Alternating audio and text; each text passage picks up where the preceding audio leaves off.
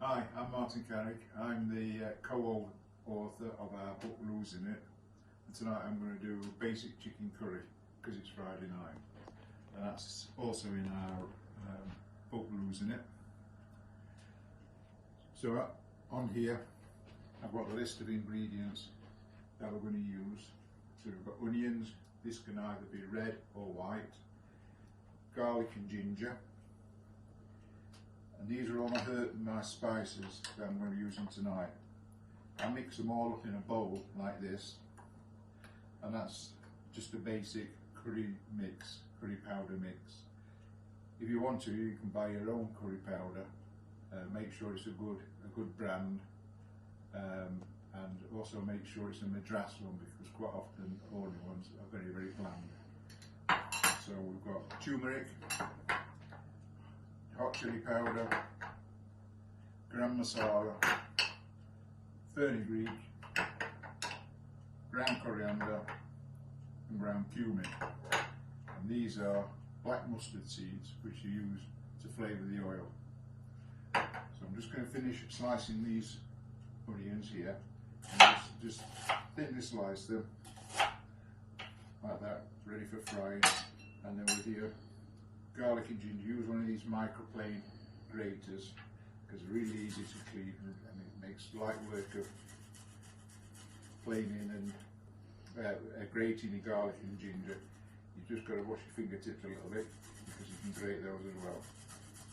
And this is fresh ginger, and you need to use about a thumb piece, and you just grate it finely, and it saves you having to chop it all up. That's it. Okay, the onions are about the right colour they should be now. If you look in here, I'm just going to turn the heat down now. They're nicely brown, but they're not too dark. The next thing I do now is, with the heat turned down, you add into there your minced garlic. So I'll just slide that into the pan there. Make sure you put it all in. And you give that a stir around, not for too long. And make sure your heat's low so you don't burn your garlic or your ginger. Because if you do that, you'll give it a slightly bitter taste. So you just stir it around for a few seconds.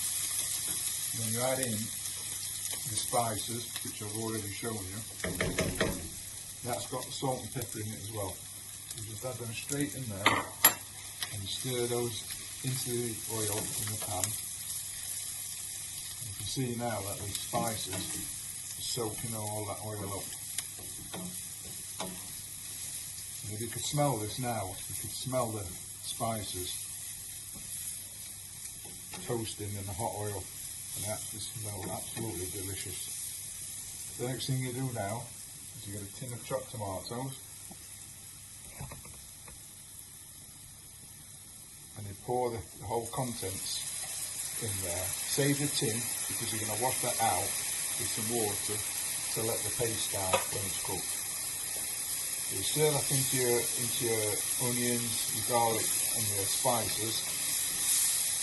Turn the heat up slightly, because what you're going to do now is to fry this so it forms your basic curry paste.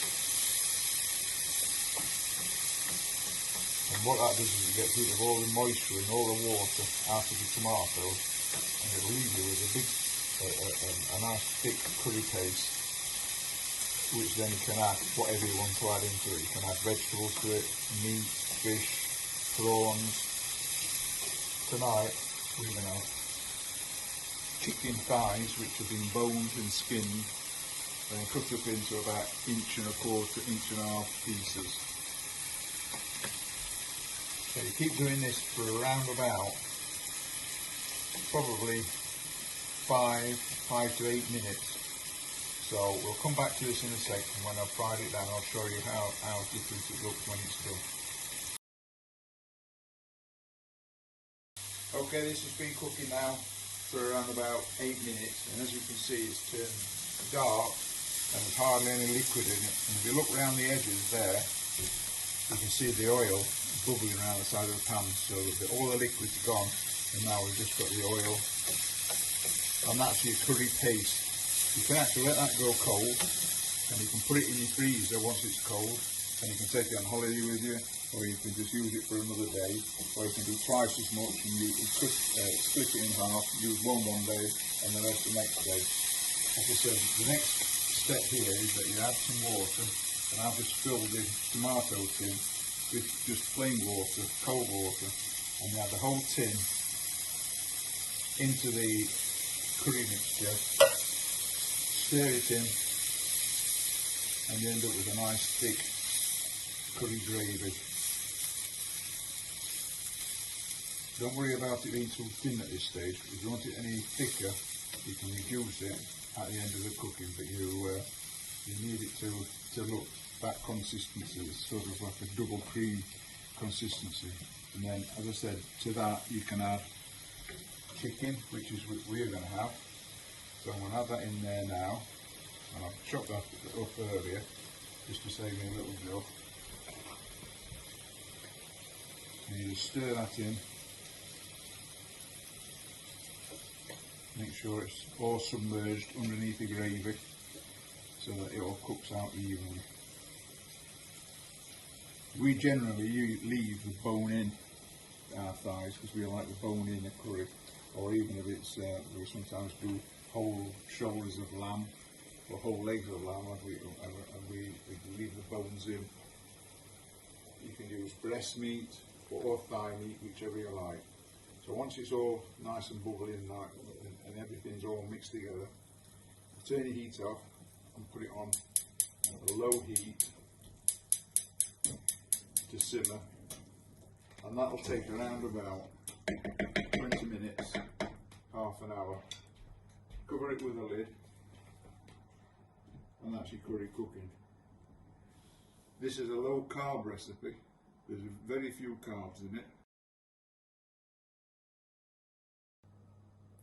Right, to accompany our curry, we're going to have some roast cauliflower and mushrooms. These are field mushrooms that I've just roughly chopped up. I've chopped up the cauliflower as well into florets, including the stem. And we're having asparagus with it too. So with your asparagus, you just, and this is English asparagus, you just get your asparagus and it'll just naturally snap. And the bit that you snapped off is a woody part, and you don't use it. These little ones probably don't need it. Oh, they are, just a little bit. They go in the oven later, and because they'll only take about 10 minutes. And here's again olive oil. Is it refined or is it? And this is refined, yeah. We just sprinkle this over your veg like that. I'm just going to get some salt and pepper. These are our little salt and pepper pots from Thassos. And you sprinkle a little bit of salt over your veg like this. Pepper. And the same with your salt. So it's about half a teaspoon of each. You don't have to be exact. And then that goes in the oven, and that'll take about the same as your curry will take. So everything will be finished at just the right time. You've just got to remember to put your asparagus into your tray, just spread it out in your tray, maybe add a little bit more oil 10 minutes before it's ready to do. What temperature is your oven on? The oven's on at 200 degrees. And have you preheated it? And that's preheated fan oven. Just stir it halfway through to stop it burning, and you'll have some lovely roast cauliflower, mushrooms and asparagus. Okay, so I'm put this in the oven now. Doesn't matter what shell, because it's a fan oven. So just put it in half an hour's time. It's curry night. Right, okay, this is the roast veg that we were doing. There's a whole head of cauliflower here, a medium to large one, 3 big field mushrooms, and now I'm going to put some asparagus along the top there. This will only take a few minutes to do in the oven. I'll just sprinkle a bit more olive oil over them, just a little bit, just give them a bit of colour. It's got salt and pepper on it, so I'm not going to add any more to that. These go back in the oven for, like I say, 10 minutes. curry is just about done. As you can see here, I've just chopped up some, just move those out of the way, chopped up some fresh coriander. This is optional, you can leave it out if you want, because I know a lot of people don't like fresh coriander. And as soon as the asparagus is finished, we're going to add this to the curry, very last minute. It doesn't need any cooking, and then we're ready to serve. And that will take about another 10 minutes. Okay, right, it's curry night, we're all ready. Curry's done, I'm just going to take it off the heat now, and that's all cooked. I'm going to add this coriander to it at the last minute. As I said, you can leave this out if you want. But this is something that we've had in the fridge for a few days, so I'm going to use it up. So that goes in there. Doesn't need any cooking, just stir it in, and it'll work with the heat of the curry. It adds a nice citrusy flavour. At this stage, if you wanted to, you could put some double cream in there, about 3 or 4 tablespoons, and make that into a korma type curry. And as I said, we're going to have roast veg with this, predominantly roast cauliflower, mushroom and asparagus. It's all cooked now. And as you can see, I'll bring it over here so you can see it a bit better. That's all nice and brown and crispy. And I'll put that into, I'll be putting that into the plates first. I'll just get another spoon. I'll just move them this way. Just move these over a bit.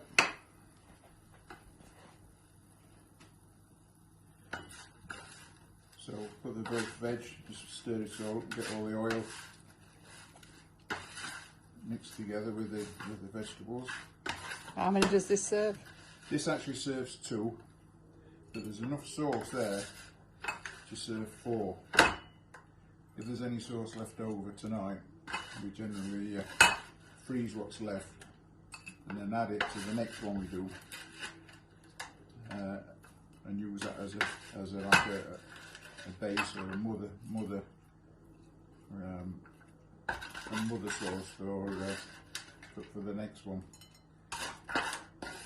It adds lovely flavour, and incidentally, most curries, once they've been frozen, are probably better the next day, because it seems to intensify the flavour of everything. So that's all the veg. So the next is the curry. As I say, this is just for 2. There's 2 thighs each here. So just put that on top of there. As you can see, there's no rice, there's no bread, no chapatis. We don't have any chutney. I'm sure you'll find it's really delicious. And very filling. And very filling, as Julie says. Julie's the other author of our book. Julie's my wife. We've written this book together. So, as I said, this is for 2. And you can see there's a plate full of food there for curry night, and I'm sure you'd all be very satisfied to eat that. It smells absolutely fantastic. And that's it.